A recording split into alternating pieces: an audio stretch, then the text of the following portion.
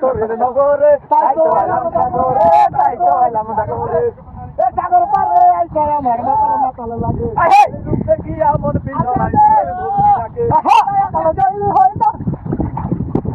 আসসালামু আলাইকুম, কি অবস্থা সবার? তো আলহামদুলিল্লাহ আমি অনেক ভালো আছি। তো যদিও আমরা কোম্পানি অনেকদিন পরে মোটামুটি ভালো একটা চান্স দিছে যে আমরা ভ্রমণ করার লাগে, তো ভ্রমণের লাগে একটা সিদ্ধান্ত নিলাম, সবাই মিলে মতামত দিলাম। আমরা জানা সত্ত্বে মোটামুটি বাহরাইনের কাছে একটা জায়গা আছে, যে জায়গাটা একদম সৌদি আরবের পার্শ্ববর্তী এলাকা। এটা হলো আল খোবার, আর খোবারের কাছে মোটামুটি অনেকটাই সুন্দর একটা জায়গা আছে, যেটা হলো ভালো জায়গা খারাপ জায়গা এগুলো বাচ্চা লাভ নাই। কোম্পানি যেহেতু এতদিন পরে সুযোগ দিচ্ছে, মেন কথা হইলো আগে সুযোগ কাজে লাগাইতে হইব। এখন মেন কথা হইলো আমরা যখন গেছি, গিয়ে সেরা হঠাৎ করে পোলাফানে এত খুশির ছুটে আত্মহারা হয়ে গেছে। বাসটা যখন গিয়া সেটা পার্কিং এর মধ্যে দাঁড় করাইছে, আর দাঁড় করানি মাত্রই পোলাফানে যা ইন্ধন আছেন সব লয়ে গিয়া সেটা ফানের মধ্যে হাতরানি শুরু করছে। পোলাফানে এরকম ভাবে হাতরানি শুরু করছে যে নতুন ফানি আইছে, আর পুরি মাছ যেরকম ফাল্লাফাল্লি করে এরকম ভাবে ফাল্লাফাল্লি শুরু করছে। এক পর্যায়ে ফাল্লাফাল্লি সবাই করা মোটামুটি ঠান্ডা হয়ে গেছে। তো হঠাৎ করে বাইকনা আমার এক কইলো, মামা তুমি আমার কটা ছবি তুলে দাও। আমি কইলাম যে বাইকনা তুমি দূরা গিয়ে সেটা পোজ দাও, আমি তোমার ছবি তুলে দিতেছি। তো ছবি তোলা এনে কমপ্লিট করে সেটা আমরা চিন্তা করলাম যে সামনের দিকে আগানি যাক। ছবি তোলা কমপ্লিট হইতে না হইতে বাস এদিক দিয়ে হরেন দিতেছে, কারণ আমরা সময়টা খুব কম ছিল, যেহেতু বিকাল টাইমে আইছি। আর বিকাল টাইমে সব সৌদিরা যখন বিকালবেলা